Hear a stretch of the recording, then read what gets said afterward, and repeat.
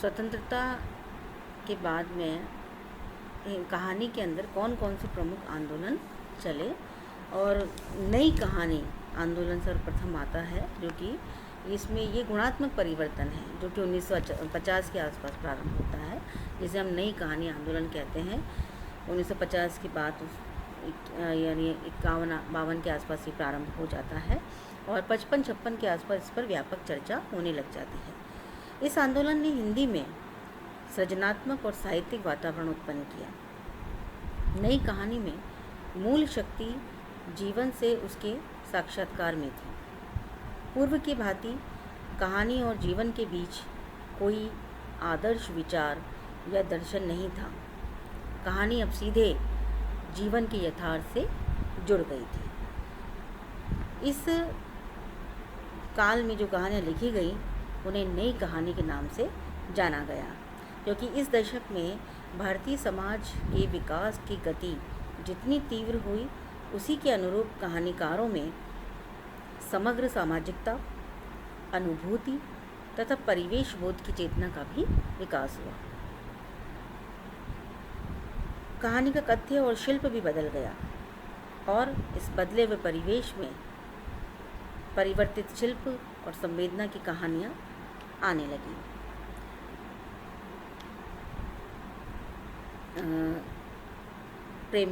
प्रेमचंद, जिनेंद्र, इलाचंद्र जोशी, अश्क और यशपाल के बाद आने वाली पीढ़ी के लिए नई कहानी का नाम प्रयुक्त किया गया। यानी प्रेमचंद, जिनेंद्र, इलाचंद्र जोशी, यशपाल के पहले वाली पीढ़ियाँ तो सब प्रेमचंद वाले युग में चली जाती हैं। अब इसके बाद जितने भी हमारे नए लोग आएंगे, नए कहानीकार आएंगे, वो नई कहानी का नाम उनके लिए प्रयुक्त किया गया। और ये नाम, नई कहानी जो नाम है वो नामवर सिंह ने दिया है। इसे नई कहानी आंदोलन को नामवर सिंह जी ने इनाम दिया है।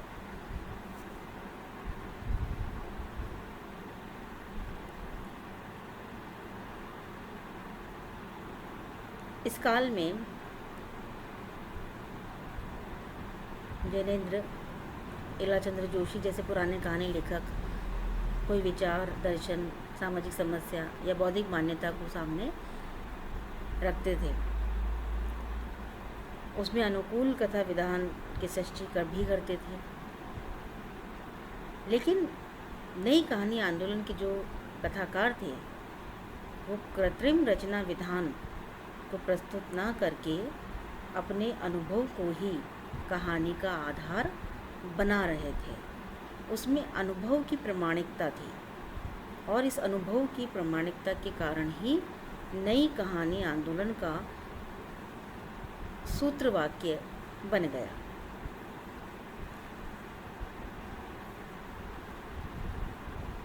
उन्नीस सौ 53 में रेडियो पर नए पत्ते नाम से प्रसारित परिसंवाद में अज्ञे ने नई कविता का नाम लिया था और वैसे ही मशहूर गज़लकार दुष्यंत कुमार ने 1956 में, जनवरी 1956 में कल्पना में नई कहानी परंपरा और शीर्षक नाम से एक लेख लिखकर सर्वप्रथम नई कहानी का नाम साहित्य पटल पर लाने का काम किया था। उन्होंने लिखा भी कि इस दौर में मार्कंडेय, अमरकांत, राजेंद्र यादव, विद्यासागर नौटियाल, धर्मवीर भारती, इनकी कहानियों में उन्हें कुछ नयापन और मौलिकता नज़र आई और यही नई कहानी है जिसे नामवर सिंह ने नई कहानी पूर्ण रूप से स्वीकार किया और घोषणा कर दी कि इन नई कहानियों में पहली जो नई कहानी हम मानते हैं वो है निर्मल वर्मा की परिंदे। तो निर्मल वर्मा की परिंदे कहानी जो कि 1957 के आसपास लिखी गई थी, उसे नई कहानी कहना उचित होगा। और नई कहानी का नाम भी नामवर सिंह जी ने इसे अधिकृत रूप से दे दिया था। तो ये तो बात हो गई हमारी नई कहानी आंदोलन की, कि नई कहानी आंदोलन में और भी कई लोग जो हैं वो जुड़ते गए। इस आंदोलन ने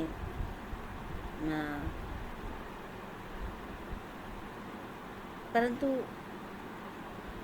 इस आंदोलन नई कहानी आंदोलन में जिन हम प्रमुख कथाकारों को लेते हैं उसमें है निर्मल वर्मा, कमलेश्वर जी, मोहन राकेश, राजेंद्र यादव, मनु भंडारी, धर्मवीर भारती, उषा प्रेमवदा, कृष्णा सोपती, रविंद्र कालिया, ज्ञान रंजन, दूधना सिंह और ऐसे कई प्रसिद्ध कहानीकारों के नाम इसमें आते हैं। अब इसके बाद हमें दूसरे आंदोलन की जो हम बात करने जा रहे हैं, अकहानी आंदोलन की, कि हमें अकहानी आंदोलन की आवश्यकता क्यों पड़ी। तो ऐसी कुछ कमियां या खामियां नहीं होंगी नई कहानी आंदोलन में जिसके कारण हमें अकहानी आंदोलन नाम देना पड़ा। तो इसके पीछे क्या कारण था कि जो नई कहानी आंदोलन था उसमें एक तो अस्पष्टता थी, उसमें दुरूहता थी, और जिस यथार्थ की प्रतिबद्धता का स्वर इसमें मुखर होकर के सामने आ रहा था वह खुद ही अपनी पुरानी जड़ताओं का शिकार होता जा रहा था। समय की गति तो बढ़ रही थी, परंतु युगीन परिवेश और युगीन सत्य भी बदल गया, परंतु नई कहानी अपने उसी पुराने पड़ गए यथार्थ में ही उलझ कर रह गई और ये इतिहास बन गए, यथार्थ का मोह नहीं त्याग पाए और जड़ता की शिकार हो गई। इसी कारण 1964 और 65 तक आते आते नई कहानी आंदोलन जो है वो ख़त्म हो जाता है और बदलती राजनीतिक घटनाओं और प्राथमिकताओं के कारण सारा का सारा सामाजिक परिदृश्य भी बदल रहा था। तो अब नई कहानी जस की तस रही, इसी कारण वह चलन से बाहर हो गई। 1960 और 61 के बाद 1962 में चीन युद्ध के कारण बहुत सारी हमारी परिस्थितियाँ, सामान्य जनजीवन बहुत कुछ जटिल हो गया था, बहुत कुछ परिवर्तन आ गए थे और इन्हीं परिवर्तनों के साथ में कुछ ऐसे कड़वे अनुभव और ऐसे कड़वे सत्य सामने आए जिसके कारण कहानी का जन्म हुआ। सन 60 के बाद हिंदी कहानी में एकाएक बदलाव आने लगा। नई कहानी अनुभूति की प्रामाणिकता और भोगे हुए यथार्थ के सीमित दायरे में सिमट कर रह गई। नए कहानीकारों ने निजी अनुभूतियों के संप्रेषण पर अधिक बल देना प्रारंभ कर दिया, जो कि तत्कालीन सामाजिक और आर्थिक परिवेश के अनुसार सही नहीं था, और उन्होंने इसी आधार पर पुरानी कहानी से अपने आप को अलग कर लिया और नए कहानीकारों ने भावुकता के स्थान पर अब बौद्धिकता को अपना आधार बना लिया था और इस बौद्धिकता को आधार बनाने के कारण ही अकहानी आंदोलन शुरू हुआ। और इस अकहानी आंदोलन के जो प्रमुख प्रवक्ता थे वो थे गंगा प्रसाद विमल ने साठोत्तरी कहानी को पहले तो समकालीन कहा और समकालीन कहने के बाद इसे अकहानी मान करके इसकी व्याख्या प्रारंभ कर दी। तो साठोत्तरी कहानी का ही दूसरा जो नाम है वो है अकहानी। ये कहानी आंदोलन एक और जीवन की स्थितियों की भयावहता का परिणाम था, तो दूसरी ओर कहानी की जड़ता को तोड़ने का भी एक प्रयास था। नगर बोध और अंचल बोध से पृथक होकर पश्चिम की एंटी स्टोरी मूवमेंट की ध्वनि भी इस आंदोलन में सुनाई दे रही थी। इस कारण इसका नामकरण जो है वो पश्चिम की एंटी स्टोरी का रूपांतरण भी माना जाता है। 1960 में परिवर्तित भावबोध या संवेदना निर्मित हुई, उसका सर्वाधिक प्रभाव मानवीय संबंधों पर भी पड़ा।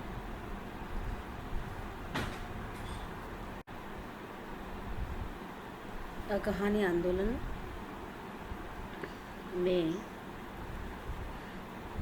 भावबोध के धरातल पर आत्मपीड़न, अकेलापन और विसंगतियों का चित्रण होता रहा।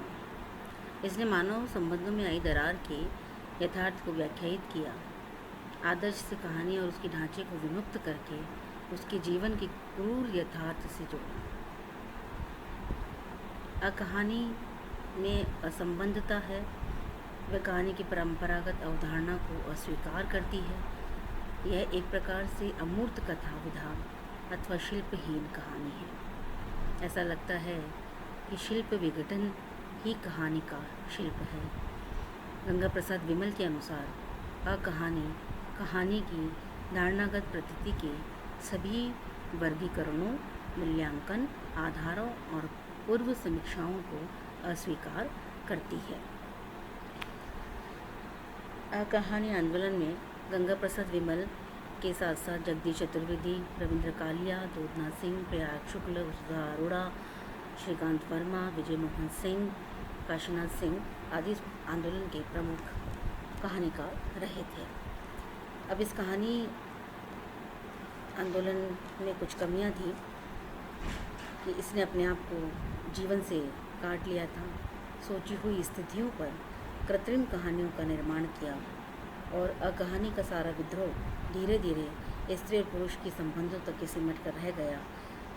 इसने मानव विरोधी रुग्ण मनोवृत्तियों को स्थान दिया, लेकिन कहीं न कहीं इनका सारा संत्रास, मृत्युबोध, अजनबीपन, अलगावपन आयातित था और कहानी की भावभूमि आयातित और सोची हुई थी।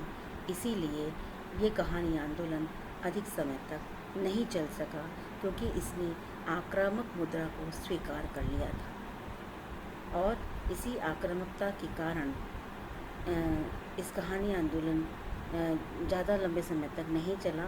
और कमलेश्वर जी ने इस कहानी आंदोलन के बारे में कहा कि 70% कहानियों के नायक आत्महत्या की धमकी देते हुए दिखाई देते हैं, पर 1% भी निर्णय की स्वतंत्रता का उपयोग नहीं करते हैं।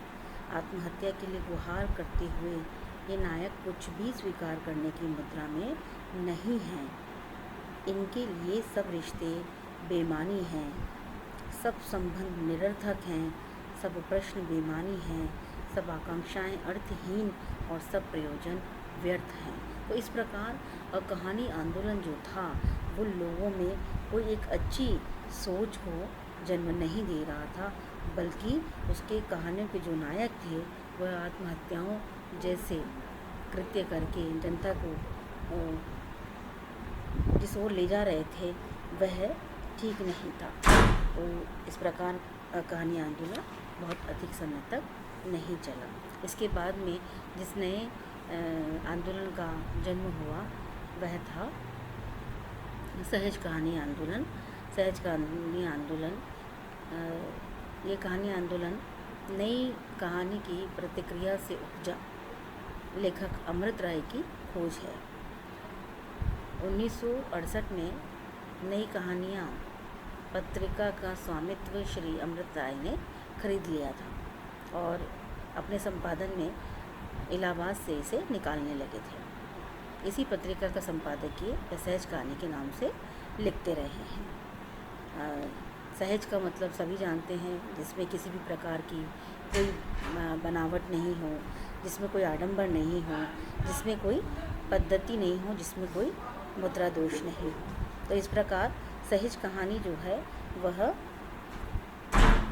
एक व्यापक आंदोलन का रूप तो धारण नहीं कर पाई, पर नई कहानी की कलात्मक रूप संरचना एवं कहानीवादियों की यौन अतिरंजना के विरुद्ध एवं विद्रोही स्वर के रूप में अपना एक महत्व अवश्य रखती है। सहज कहानी के बाद में आता है हमारा सचेतन कहानी आंदोलन। सचेतन कहानी आंदोलन 1974 में प्रकाशित आधार के सचेतन कहानी विशेषांक के प्रकाशन के बाद से माना जाता है और इसका संपादन किया था डॉक्टर महीप सिंह ने जिनके अनुसार नई कहानी की जो अंतर्विरोध उभरे उन्हें स्पष्ट करने के लिए और जीवन के प्रति जो सचेतन दृष्टि हम चाहते थे, जिससे हम ये अनुभव कर सकें कि जीवन को मात्र प्रदत्त वस्तु के स्तर पर नहीं जीना चाहिए, बल्कि सक्रियता से भोगना और जीना आज के मनुष्य की नियति है। तो उसे ऐसी अपनी रचनाओं के माध्यम से हम रेखांकित करना चाहते थे और हमारे इसी आग्रह को सचेतन कहानी का आधार बनाया गया था और फिर लोगों ने उसे उसी रूप में अपना भी लिया था। इस कहानी आंदोलन के अंदर निराशा, घुटन, जीवन से पलायन के स्थान पर आशा, जीवन से अनुरक्ति व जीवन को सचेतना से स्वीकार करने पर बल दिया गया था। डॉक्टर महीप सिंह संचेतना नामक त्रैमासिक पत्रिका भी निकालते थे, जो इस आंदोलन का प्रमुख मंच थी।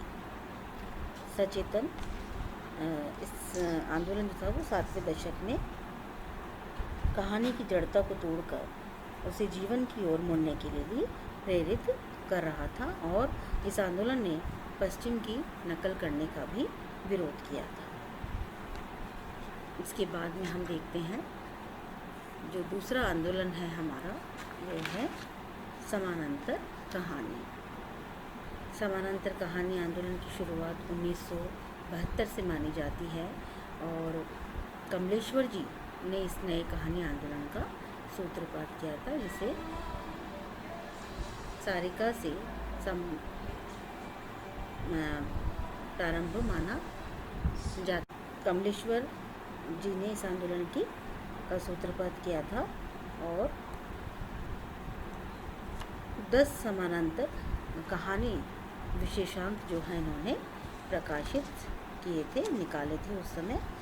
समानांतर कहानी में भी आम आदमी के संघर्ष की पक्षधरता को स्वीकार किया गया था, आम आदमी के संघर्ष को पहचानने का कार्य किया गया था और इस प्रकार इस आंदोलन की उपलब्धि ये रही कि व्यक्तिवादी मूल्यों को प्रश्रय नहीं दिया और उसके स्थान पर सामान्य जन और व्यापक जो सामाजिक संघर्ष हैं उसे स्थान दिया गया।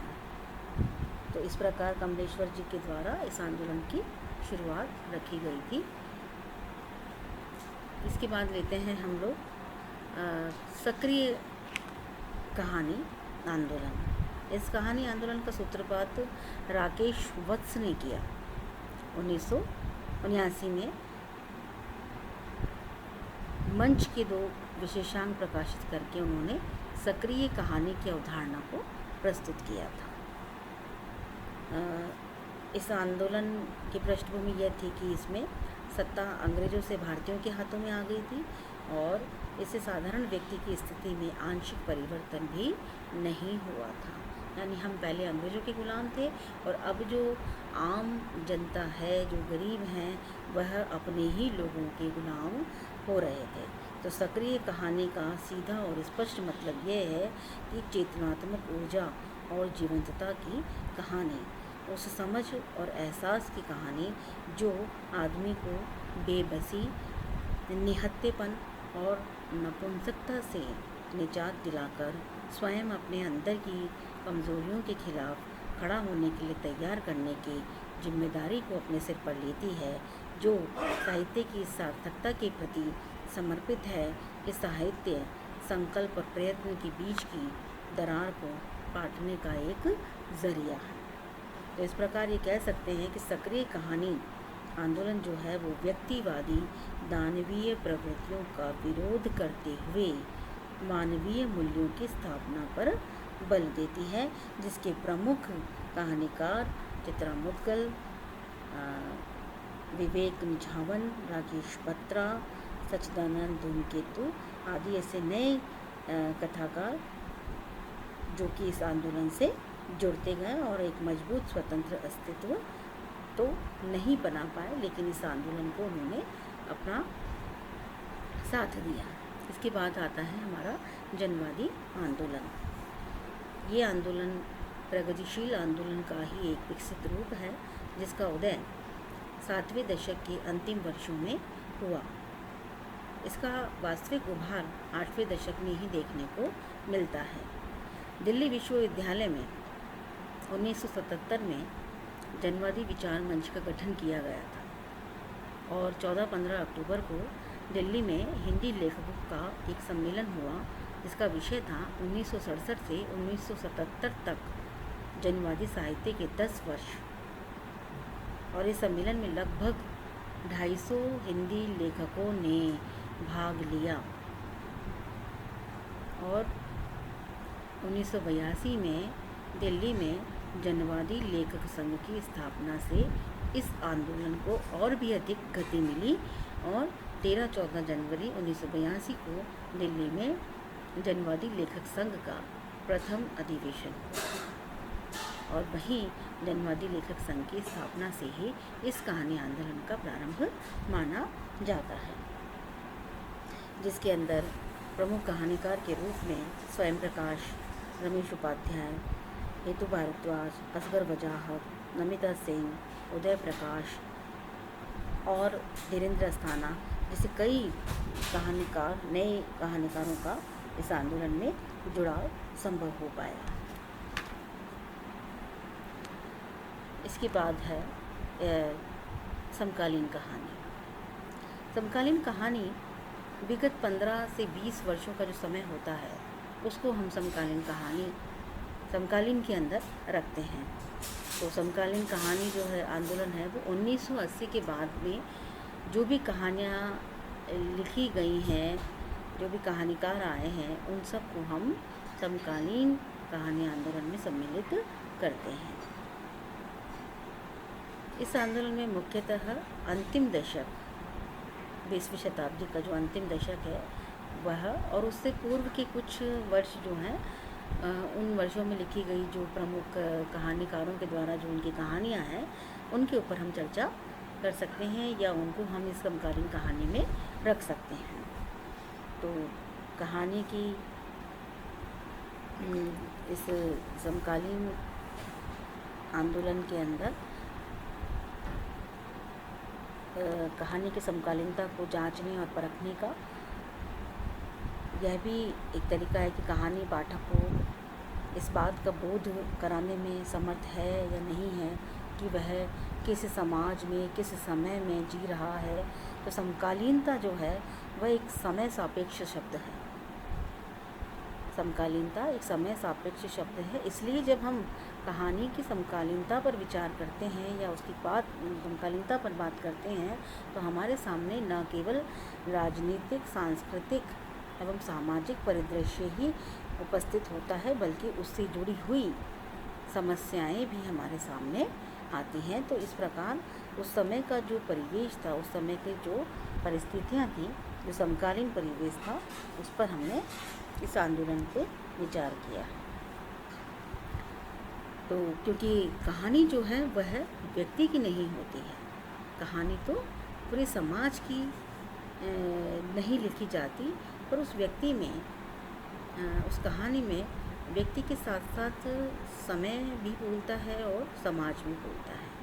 तो इसलिए ये कहा गया है कि कहानी जो है वो व्यक्ति की होती है और व्यक्ति के साथ साथ पूरे उसका समाज भी होता है और उसका समय भी होता है।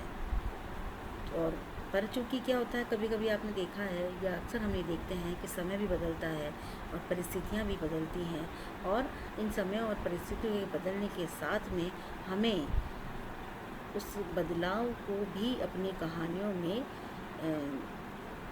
लाना आवश्यक होता है। और उस बदलाव को, जिसे हम ये कह सकते हैं कि उस कहानी का जो वर्तमान है, उस वर्तमान की व्याख्या को, और उस वर्तमान की व्याख्या के साथ साथ में हम भविष्य के बारे में भी उस कहानी के अंदर कुछ संकेत इंगित करते हैं। तो इस प्रकार से कहानी जो है वह मात्र साहित्यिक रचना नहीं है, बल्कि वह सामाजिक संरचना भी है। तो इस प्रकार ये देखते हैं कि इस कहानी आंदोलनों में जितने भी आपने देखा है, ये कहानी हर मतलब समय के अंदर, चाहे वो प्रसाद और प्रेमचंद का समय हो, चाहे वो नई कहानी हो या अकहानी हो या समकालीन कहानी हो, तो अपने कहानी जो है अपने समय, अपने समाज और अपने व्यक्तियों के साथ में बदलती जाती है। और इस बदलते हुए परिवेश के अंदर कुछ ना कुछ वह हमें अवश्य ही दे करके जाती है। तो इस प्रकार से यहाँ हमने सारे कहानी आंदोलनों पर बात की है। तो समकालीन जो कहानी आंदोलन है, ये 20वीं शताब्दी का अंतिम दशक तक आते आते इसमें बहुत सारी जो है परिवर्तन हो जाते हैं, इसका कथ्य बदल जाता है और इसका स्वरूप भी है बदल जाता है। और इस प्रकार रचनाओं में कहानीकार अपने लेखन को यथार्थ और परिवेश के साथ में बदलने की कोशिश करता है और इस नए परिवेश में नए भावबोध और संवेदना की कहानियाँ आपके सामने लेकर के आते हैं। धन्यवाद।